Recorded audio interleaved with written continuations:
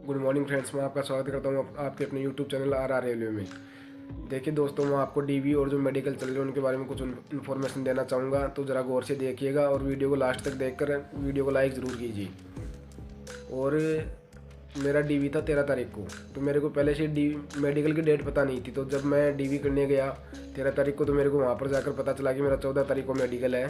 तो सबसे पहले मैं आपको डीवी के बारे में बताना चाहूँगा कि डीवी में आपको कौन कौन से ज़रूरी डॉक्यूमेंट्स चाहिए और कौन कौन सी आपको जो प्रोफॉर्मा है वो पूरे करने हैं। 10वीं की मार्कशीट, 12वीं की मार्कशीट, एक आधार कार्ड और आपकी जो पासपोर्ट साइज़ फ़ोटो है वो चाहिए, प्लस कास्ट सर्टिफिकेट जो सेंटर वाला है वो।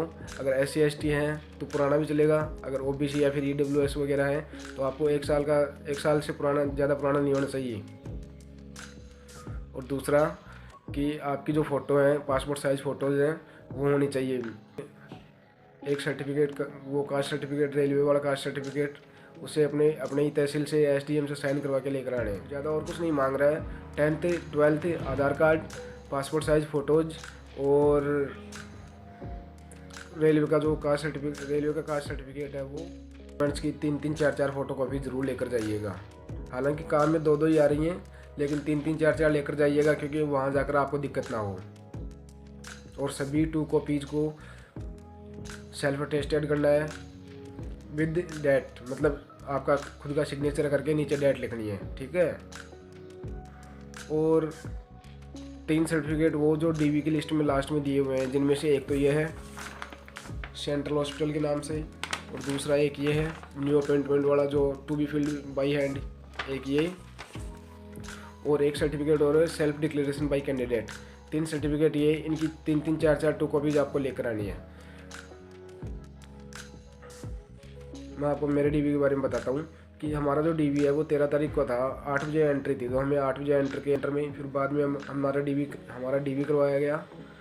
तो हमें रात को 8 बजे छोड़ा गया और रात को बताया गया कि आपका जो मेडिकल है वो कल 9:30 बजे, दूसरे दिन मतलब कल, मतलब 14 फेब को आपको रिपोर्ट करना है 9:30 बजे चक्रधरपुर।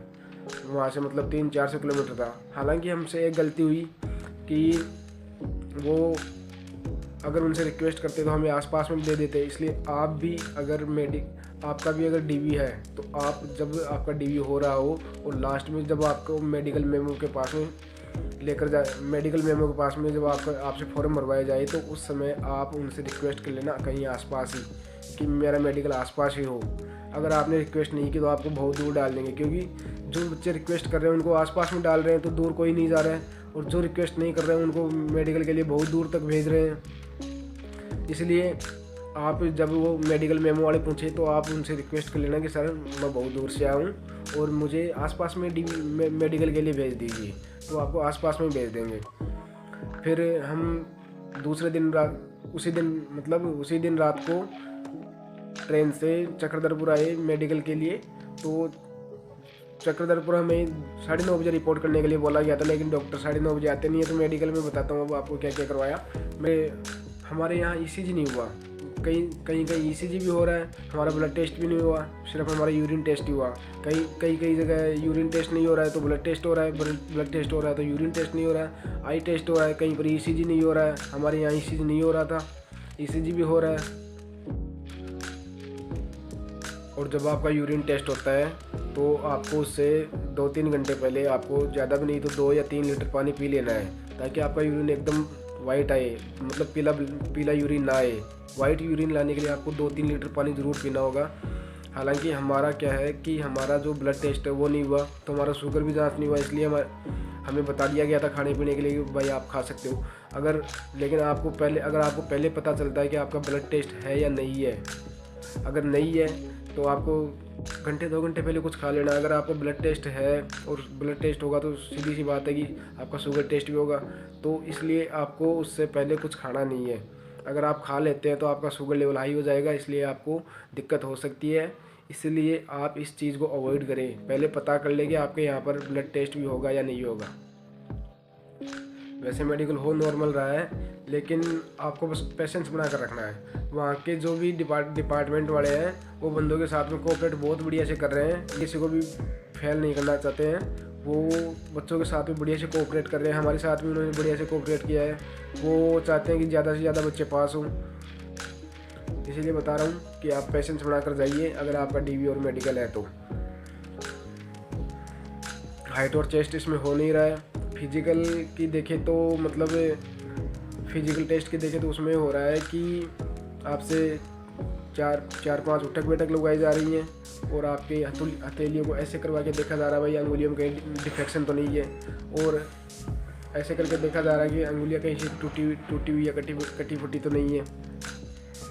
आई टेस्ट के लिए मैं आपको एक ख़ास बात बताना चाहूँगा कि अगर आपके चश्मा चढ़ा हुआ है तो सबसे पहले आप जब आपको अंदर बुलाया जाए तो चश्मे को आप बाहर ही छोड़ के जाइएगा, अंदर जाइएगा और कोशिश कीजिएगा बिना चश्मे के क्वालिफाई करने की।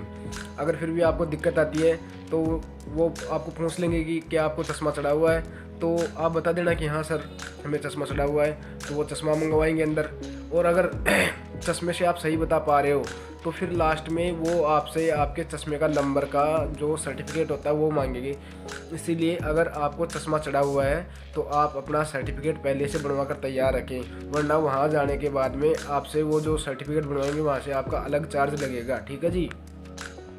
और साथ में ही आपका जो एक्सरे होगा, वहाँ पर एक्सरे करवाया जा रहा है तो एक्सरे होगा।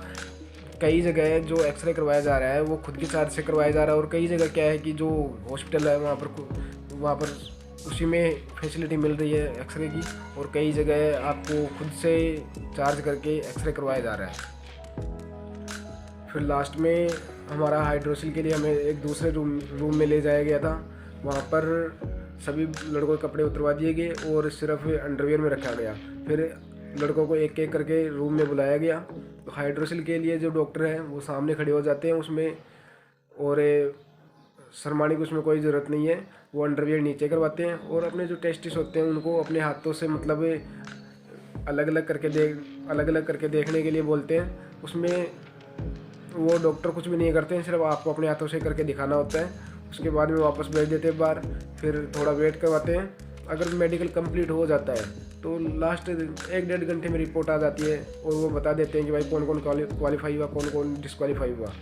अगर आप क्वालिफाई होते हैं तो आप अपने वापस घर आ सकते हैं, और अगर आप डिस्क्वालीफाई होते हैं तो आपको रेफ़र देते हैं और उसी हॉस्पिटल में दूसरे दिन आपको रिपोर्ट करना होता है।